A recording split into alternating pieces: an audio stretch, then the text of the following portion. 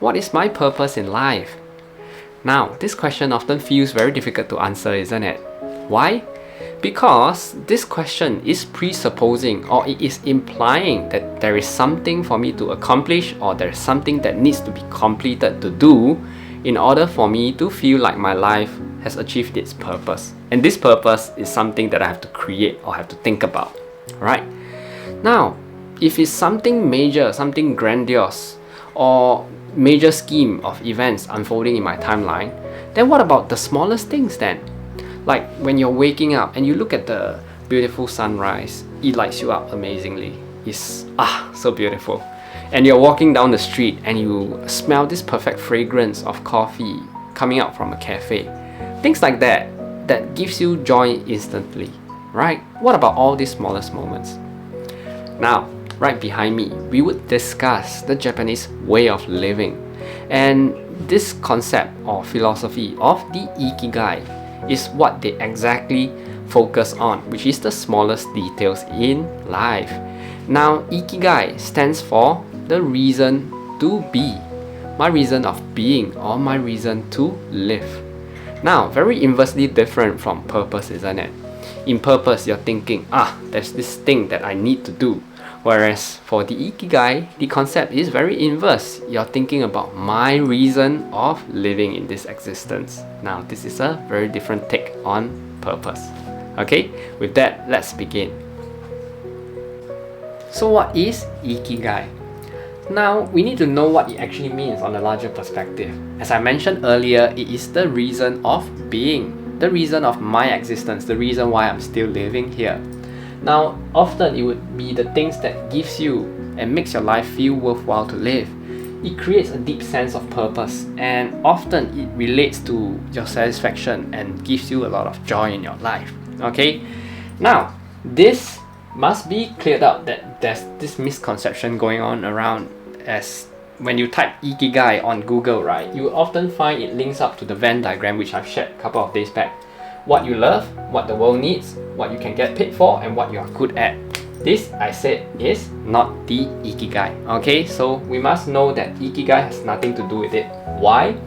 Because the Venn diagram, or the purpose Venn diagram, is actually created by Sika to actually help people identify what is their ideal career in life. Because in the Western perception of things, it is often related to the things that I must accomplish, the things that I must do in my professional life, my work, my career, my business, etc. But Ikigai does not actually point or relate all to your professional life. Inversely, it doesn't always equate to your professional life. It provides life advice instead of just focusing on one aspect, which is your career or what you tend to do in the professional world. And it presupposes that you can't experience Ikigai if you don't fulfill the 4 circles here, right? So life passion in itself does not equate to professional career. Okay, you can still experience your Ikigai without having to talk about your professional lives, isn't it? Right? So this is what Ikigai is implying.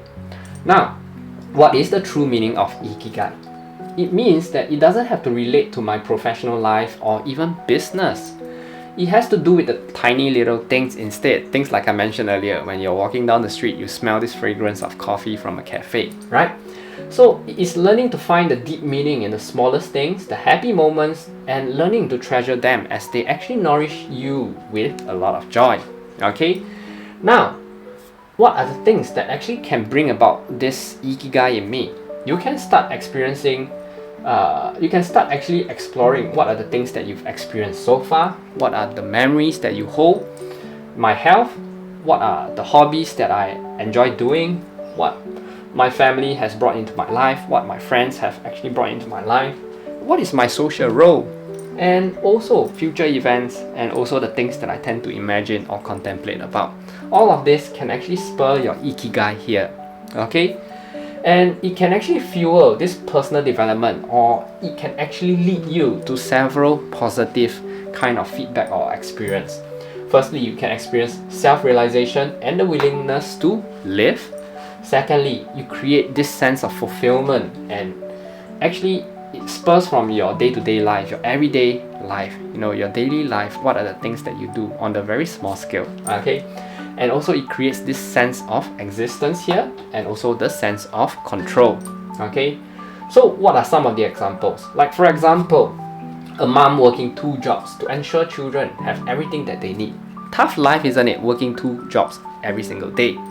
But the reason why she's still doing this, and the reason why she's still, forcing herself, going through a lot of stress, a lot of tiredness, is because it is actually seeing this simple smile on their children's face, and it's enough to actually keep her going. You see, her ikigai itself is her children.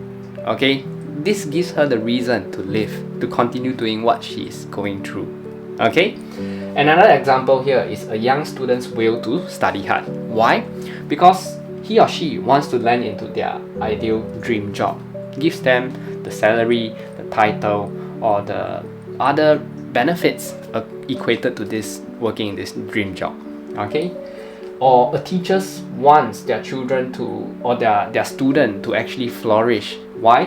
The ikigai is the student's result, accomplishment in my career, that I've actually imparted good knowledge and education to my students. Okay, or a grandma's ikigai is living a healthy life, so that she is able to see her children and her grandchildren every week. So this health here, or children or grandchildren, is the grandma's ikigai. Okay, these are some of the examples of ikigai. Okay, now how then can we find our ikigai? There are just 5 steps, and firstly, we need to look at the smallest thing, okay, and then we expand forward. We need to, first step here is start small. The second step here is to release yourself, finding acceptance. Third step here is living in harmony and finding sustainability in the way of your living. Okay. Fourth step here is to be in the here and now, being present. Okay, this is the concept or the philosophy of mindfulness as well as Zen, isn't it? And fifth is to find joy in the smallest things in life. Okay, and if you were to expand it into a principle, there are 5 principles to live by. Firstly, learning to embrace the Japanese philosophy of kodawari.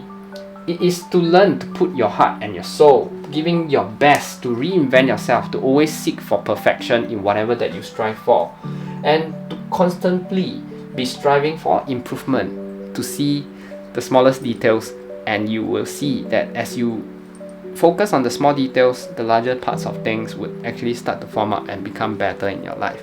Make sense? Secondly, is to accept yourself for who you are, understanding that everyone has their unique color, and just like the Japanese proverb Junin Toiro, which suggests that everyone has a unique personality, unique color, unique gift, all of this to bring to the world. Okay, so you need to accept the way you are. Okay. Thirdly, is to pursue your dreams while considering that the sustainability that you can create while pursuing your goals, and also how it impacts your environment and the people around you. You're not just thinking for your own purpose. You're just not just thinking for yourself. When you're pursuing something in life, you know that it affects every other aspects around you, people around you, even the environment still. So you might be wanting to compete out of hierarchy, might wanting to compete, and you know that it is just a win-lose situation. You are benefiting, somebody is not benefiting, right? Power versus force. Okay, so since you are benefiting alone, then you're not thinking for the environment, you're not thinking about sustainability. So then you need to start shifting it to a win-win scenario and see how you can make it sustainable and how it impacts the environment and the world around you as well. Okay, this is how you can also find your ikigai. Number 4 is to find joy in life with the smallest things. Doesn't have to relate to career, as I've mentioned again and again. Okay, it's all about finding fulfillment in hobbies and small pleasures. So like people could be working in a job that they don't like, but over in the weekend they start pursuing music, they start drawing manga comics, or they start doing pottery or drawing, painting, arts like that. Okay, so by doing all of these hobbies, they might be able to sell it for like $10 down in the street market, right? But this $10 is not just the $10 that is is small sum, okay? But it gives them so much fulfillment, sense of achievement that, oh yes, this is my hobby, I've accomplished it, and it gives me a lot of joy from within. And this is learning to find joy in the smallest things in life. Okay? And last but not least is to make sure that you're constantly being in the present moment, to cherish the small joys and bring up your inner child within you, and it actually leads you to a more carefree and creative life. Why? Why you look at a child and you see that this child is constantly feeling so joyful, so exciting, feeling like so curious about the world, always so happy, because the child do not ruminate about in the past, do not think about the future. The child is always constantly present right now. So if you want to enjoy, you want to find your smallest joy in this world, you need to always be constantly in the present, isn't it? Okay?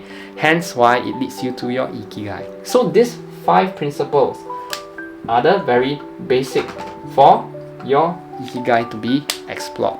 Okay? I hope this video makes sense for you, and if you learned something, please share it in the comment section. I would love to know what is the input that you have. Okay? And if you have some questions, also please share it in the comment section. Much love and light to you.